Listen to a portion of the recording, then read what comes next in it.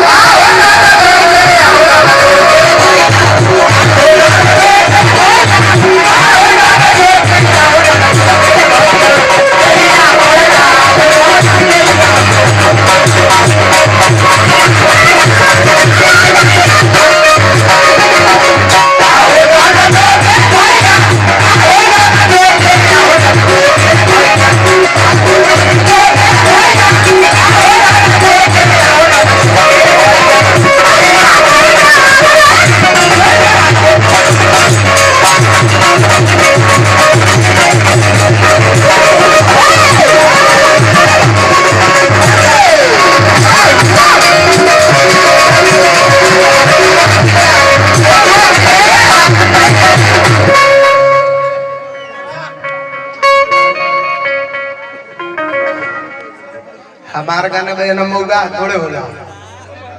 मर्दा गीत को नहीं गावे प्रदुमन प्रदेश हां जी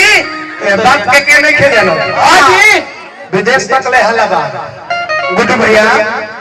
वकील साहब बात के हां विदेश हमारी सऊदी अरब चल जाएंगे हांगकांग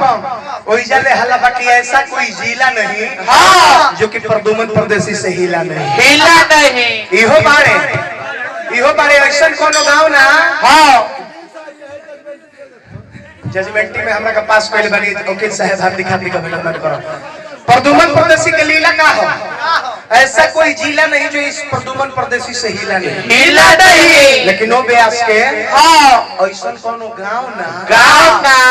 जहां जाके 2-4 लाख खाओला सारा तो बोलिए नु करावेला हां इहे मुंह में पानी खियावेला इहे मुंह लत खियावेला जी हां निमन बोलबो त लोग स्वागत करे मिठाई खियाई बाउर बोलबो त जूतो खोल के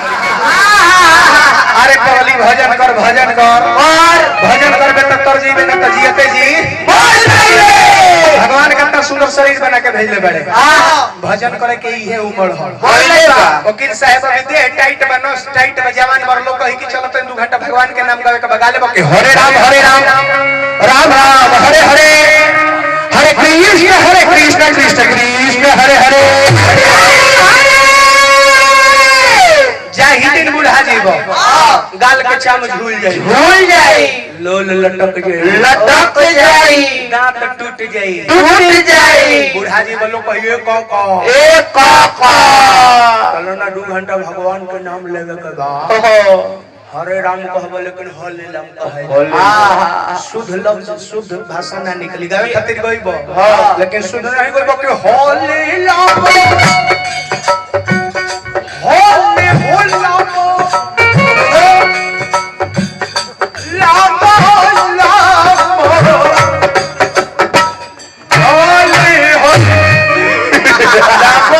तार ये पिछहरिया लोग रहियो तो मेरे बुढ़ाई न जाइलो हां इन लोग कहि के हो नहीं के तना हो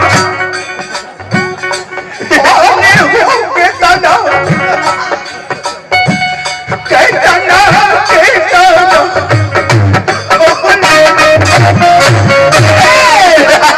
गलती नहीं की ना कहे के तू चाहबा कि साफ कह लेकिन कहे ना कि छोहरी जवानी में